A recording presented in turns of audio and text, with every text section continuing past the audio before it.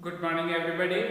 In this session today we are going to discuss about a new topic, accommodation of social diversity.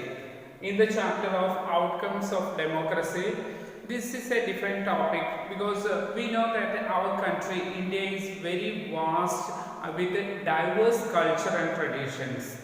Many religions are followed here by the people and different food habits, different cultural diversities are there. How can we accommodate all the people of in a society with all these diversities, with the different diversities or differences? We know that do all democracies lead a peaceful and harmonious life among citizens? There is a question. All democracies, we know that this is, we often say democracy is the best form of government. In all democracies, are they leading a peaceful or harmonious life among citizens?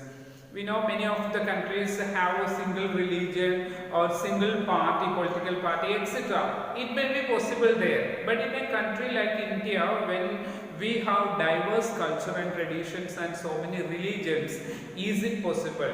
So it will be a fair expectation that democracy should produce a harmonious social life. As per the procedures of democracies, as per the rules and protocols of democracy, democracy should provide the people a harmonious life.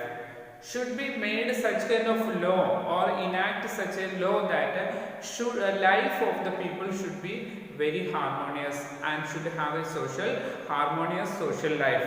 Democracies, we know that we have seen in the earlier classes, accommodate various divisions. All such kind of divisions are accommodated in a democracy. We saw in the first chapter that Belgium has successfully negotiated differences among these ethnic populations, French, Dutch populations and German populations in Belgium. How these diverse culture or different languages people are living together, how in the their democratic policies, how they made all these people importance in their country. So Belgium successfully negotiated these differences. Okay, so democracies usually develop a procedure to conduct their competitions. This reduces the possibility of these tensions becoming explosive or violence in a democracy. We know our country also, there are many ethnic groups, many religious communities are there, different cultural setups are there, different cultural regional differences are there. All these are accommodated together. Some particular parties, we know that national parties giving importance to secularism, so that all religions are considered equal, given equal importance, etc. And marginalized communities are also brought forward, giving importance to them also. So no society can fully and permanently resolve all the conflicts between the or different groups. If there are many, we know often communal clashes occur, but no society or no community or no country can permanently settle all these conflicts. It often arises when we settle one issue, another issue arises. Okay, so here we can certainly learn to respect these differences, and we can also evolve mechanism how to negotiate these differences. Once a problem arises, when we settle this problem, we come to know that how we can settle such problems and how we can resolve such problems. Democracy is best suited to produce this outcome. So here in democracy we have particular rules and regulations so that we can settle all these issues very easily. So non-democratic regimes or countries or rules often turn a blind eye to suppress internal social differences. Such countries, if there are non-democratic nations or rule, they mostly do not bother about the social conflicts. If there are communal issues arising in the society, they don't bother about this. But ability to handle such kind of social differences or divisions and conflicts, it's a definite plus point in democratic rule. Democratic nations or democratic countries, they easily settle or handle the social differences. Okay, bringing together all communities of people and making providing them a harmonious life here. So here, but the example of Sri Lanka we have, that is one best example. We know that democracy must fulfill two conditions in order to achieve the outcome, that what we are going to learn. But how in Sri Lanka we know that particular ethnic groups were harmed there, okay, tortured there, and many of the killings also took place there, that we have studied earlier classes in 9th standard especially. It is necessary to understand that democracy is not simply ruled by majority opinion. We know in a democracy, majority which party secures majority of votes become the rulers who can form the government. But in a democracy, not only the opinion of majority is taken importance, minority's opinion also has to be taken care. So the majority always need to work with the minority so that governments function to represent the general view.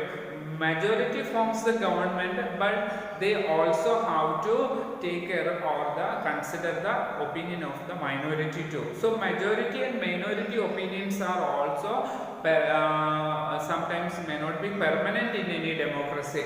It can change according to the new systems or new traditions or new developments occurring in the modern world. We know that fast growing development the countries in the modern world and democracies are also changing, and new developments are taking place in the different parts of the world, so that no opinion, whether it is majority or minority, are permanent. It changes according to the developments or the needs of the society.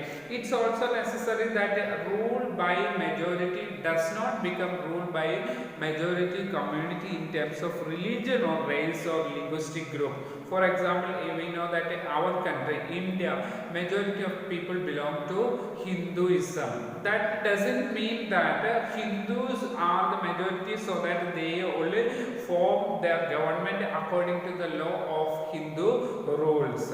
It's in any democracy, mostly they do not follow the religious books or religious terms for consider while discussing about democratic policies.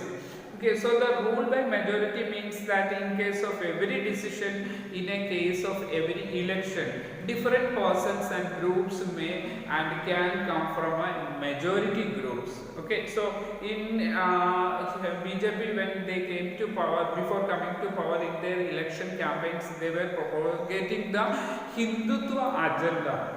But when they come to power, we know that there are people from all communities, not only the Hindus, even Muslims or Christians or different communities or different caste people are there in their ministry.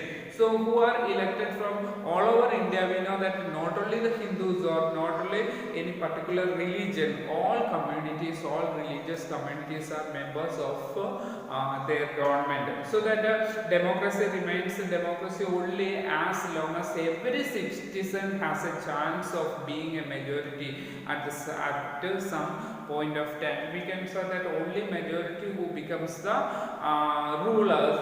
It doesn't mean that minority also gets opportunity in to express their opinion in a democracy. So someone, if are one or two persons who are banned from being in the majority in the basis of their birth, or then the democratic rule cases to be accommodative for that person or group. See that no one can be banned based on their caste or creed or religion. In a democracy, we know that all people are given equal importance, not based on their caste or creed or language or region or religion, etc. So all people, all diverse culture or different groups or communities of people are accommodated together in a democracy. That is an important quality, important factor or important quality of democracy. In the next class, we will study how the dignity and freedom of the citizens are provided in a democracy.